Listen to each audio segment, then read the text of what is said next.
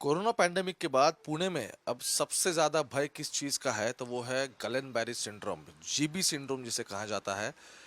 111 मरीज थे पुणे में। अब वो संख्या आने वाले वक्त में शायद बढ़ भी सकती है। एनआईवी हो या फिर सेंट्रल गवर्नमेंट हो, सभी की टीमें यहाँ मौजूद हुई है। सैंपल्स कलेक्ट किए जा रहे हैं, लेकिन जिस कंटेमिनेटेड वाटर यानी कि दूषित पानी की वजह से सब हो रहा है, उसके ऊपर पालिका की तरफ से अब अलग अलग योजनाएं और अलग अलग एक्शंस लिए जा रहे हैं। अभी मैं पुणे के इलाके में हूँ, जहाँ हाल ही में इस जीबी सिंड्रोम होने के बाद अब ये घर आए हुए एक पेशेंट है हमारे साथ। उनका एग्जैक्टली कैसे सब कुछ हुआ और कहाँ तक ये आ गया, क्योंकि अब ये खुद हिल नहीं पा रहे हैं, बॉडी आधी इनकी पैरालाइज हो चुकी है। पहले सब कुछ ठीक चल रहा था। एग्जैक्टली किस तरह से सब कुछ हुआ, खुद उन्हीं की जबानी सुनते हैं। ये किस तारीख को आपको ये सब कुछ पता चला? 19 तारीख को सवेरे 7 साढ़े 7 बजे मालूम पड़ा मेरे को। मैं उठ के बाथरूम गया। बाथरूम जाने के बाद पैंट ऊपर करने लग गया तो मेरे दोनों हाथ काम नहीं कर रहे थे। मैं वैसे ही बाहर आया।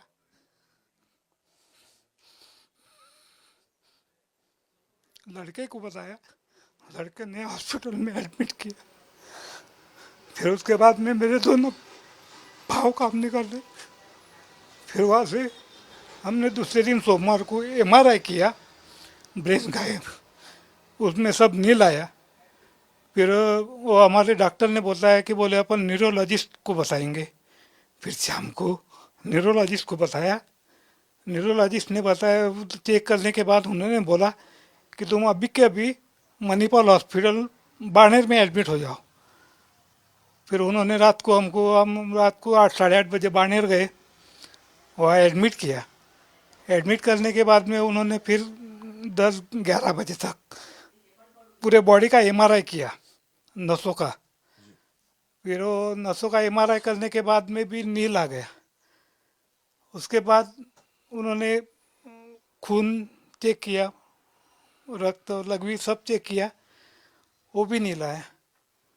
फिर सवेरे उन्होंने पाठी का मनका रहता है, उनमें से पानी निकाला।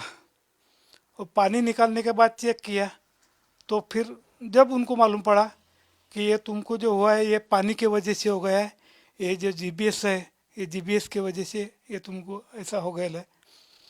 उसके बाद उन्होंने 5 दिन हमको वहाँ एडमिट किया। रोज के इंजेक्शन सलाइन उस होने के बाद भी अभी 5 दिन के बाद में भी अभी हालत ऐसी है। उठ नहीं सकता हूँ, बैठ नहीं सकता हूँ। सिर्फ हाथ पाँव वही के वही हिल रहे हैं। 19 तारीख को सबसे पहले आपका हाथ काम करना बंद हो गया। हाँ, पहले हाथ काम करना बंद हो गया। फिर उसके बाद में फिर थोड़ा चल सकता था। हॉस्पिटल गए। हॉस्पिटल गए जाने के बाद पाँव काम करना बंद हो गया। अस्पताल जाने के बाद आपका एक पैर या दोनों पैर? नहीं, एक पैर पहले बंद हो गया, मुझे एक पैर ऐसा नीचे ऊपर होने लग गया। फिर वो चेक गिक करने के बाद में हमको ऊपर दिए, सलाइन गिलाइन लगाया। फिर उसके बाद मैं बाथरूम जाने लग गया तो दोनों पाँव भी उठे नहीं जा रहे थे। मुझे 1 2 घंटे के बाद दूसरा पाँव भी काम नहीं कर रहा था। कितने दिन अस्पताल में थे आप? हम 19 तारीख से तो 26 तारीख तक हॉस्पिटल में थे। 8 दिन। 8 दिन 8 दिन। देखो, ये बोल रहे हैं कि इनके सभी टेस्ट हुए, लेकिन किसी भी टेस्ट में सिंड्रोम के जो लक्षण है वो नहीं पाए गए। बाद में इन जो स्पाइन में फ्लूइड रहता है, बिकॉज इट इज न्यूरोलॉजिस्ट का ये काम होता है और उसी तरह की बीमारी है, तब उसमें से वो फ्लूइड निकाला गया, उसका टेस्टिंग हुआ। उसका टेस्टिंग हुआ, उसके बाद मालूम पड़ा कि ये ऐसा हुआ है।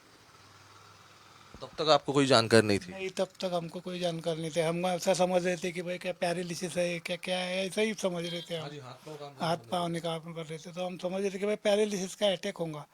लेकिन सब रिपोर्ट नहीं लाने के बाद उन्होंने जब वो चेक किया और जब मालूम पड़ा कि ये ऐसा इसके वजह से हुआ है, पानी की वजह से। पानी की वजह से? हाँ, ये पानी कहाँ से आता है यहाँ का आपका? खड़क वासला धरण। खड़कवासला से। हाँ।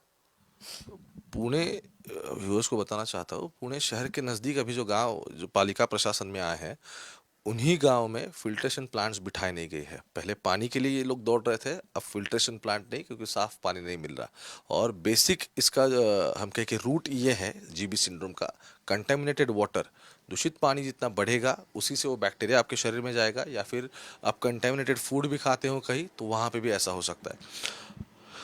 अब आप किस तरीके से एक्टिविटी कर सकते हो, मतलब क्या क्या कर सकते हो? आपको हाथ उठ रहा है?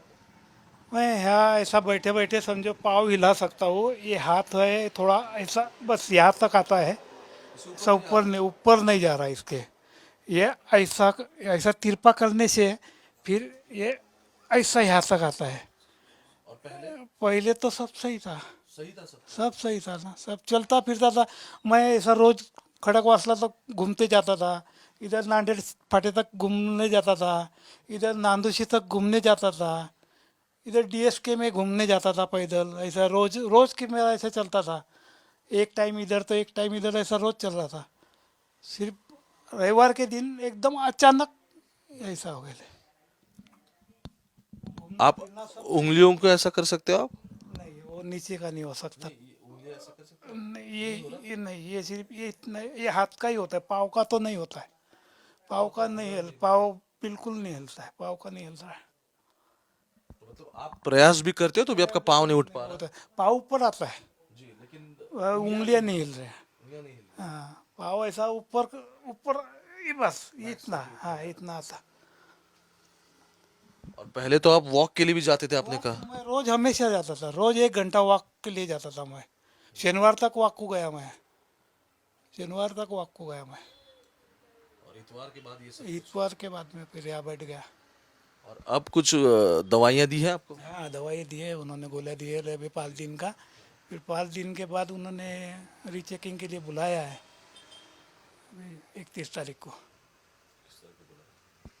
कितना खर्चा है आपको इस सभी के ट्रीटमेंट के लिए? ये तो अभी तक तो 4.5 लाख रुपए लग गए। बच्चा अकेला है, कमाने वाले कोई नहीं है। अब क्या करें?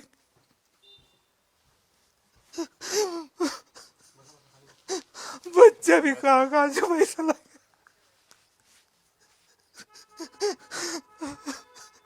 4.5 लाख लगने के बाद में भी कुछ फर्क नहीं पड़ रहा है। हो जाएगा, ठीक हो जाएगा सब कुछ। देखो, थोड़ी देर पहले मैं यहाँ आया था, तब ये लेटे हुए थे। अब ये पूरे डिपेंडेंट बन चुके हैं, ना ही वॉक कर पा रहे हैं, ना ही कहाँ उठ पा रहे हैं यहाँ से। अकेला लड़का इनके घर में है जो कमाता था, वही उनके आंसू भी पोंछ रहा है, खुद के आंसू भी नहीं पहुंच पा रहे हैं। इससे पहले चलता फिरता आदमी इस तरीके से अब बेड रिडन हुआ नजर आ रहा है। पुणे में अभी 111 टोटल पेशेंट्स हैं, कुछ वेंटिलेटर पे है। पहले एक सोलापुर के जो थे उनकी मौत हो चुकी है, लेकिन जो बच गए हैं इस सभी में से, उनकी हालत आप देखिए किस तरीके से चीज़ें हो रही है। ना खुद के आंसू पहुंच पा रहा है, ना इस पेड़ से हिल पा रहा है। कैमरा पर्सन गोपाल हरने के साथ ओमकार बाबले, आज तक, पुणे।